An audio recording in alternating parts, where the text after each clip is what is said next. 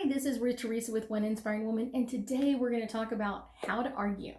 One of my favorite subjects. Not really, because I don't really necessarily care to argue, but I will tell you that there are some hints and suggestions that will make arguing better, easier, and get yourself heard as well as the other person. So let's talk about this, how to really argue with other people, okay? So one of the things is, first off, you want to kind of keep in mind, what is your goal of arguing? What is the point of bringing up this conversation? Why are you having this conversation with someone else? What is the point of it? Keep that in the front of your mind at all times. And anytime the conversation goes off direction, bring it back. The point of this conversation is this. And keep restating it that way.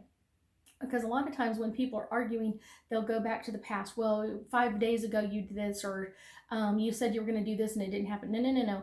We need to stay focused, on task, on what we're talking about. If we need to talk about something else, we'll talk about that as soon as we finish this. So let's talk about one thing at a time. So the next thing is, when you're doing it, think about what would be the best possible scenario out of this argument. Okay?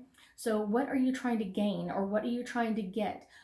Is there insight? Is there a new agreement? Is there new trust? Is there something else coming in that you would like to have in this area? What are you trying to gain from this argument or this conversation? So keep that in mind, as well as your goal. Like, my goal is this, to talk about this subject, and then where do I want this to go? So that you can bring up those ideas or suggestions and hopefully come to a new agreement.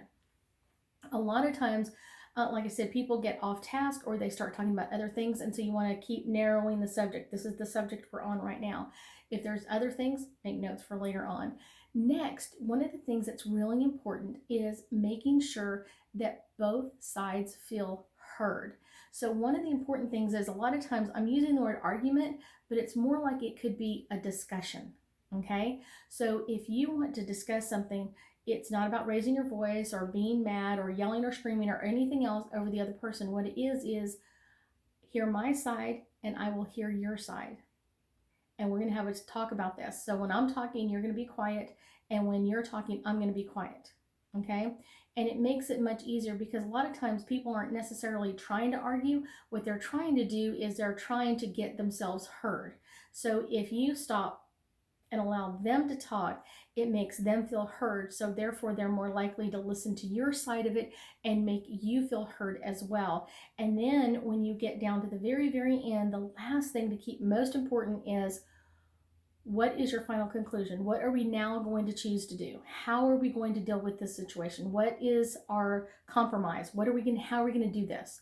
And get it said out there. So for clarity, we are now going to do this. For clarity, we're now going to do that. So it makes it clear to both sides. This is what we've now negotiated at this point. It makes it much easier to have everybody on the same page than everybody thinking, like, I thought I got this part and you thought you got this part. It makes it much easier to kind of state it at the end. This is what we agreed on. This is what we're agreeing to at this point. And then if it doesn't work for us, we can come back in a few weeks and have a new discussion about it. So that's most important when you're trying to discuss something or really have an argument with somebody. It makes it much easier. I thank you so much for joining me today, and I hope that you have some very successful arguments yourself.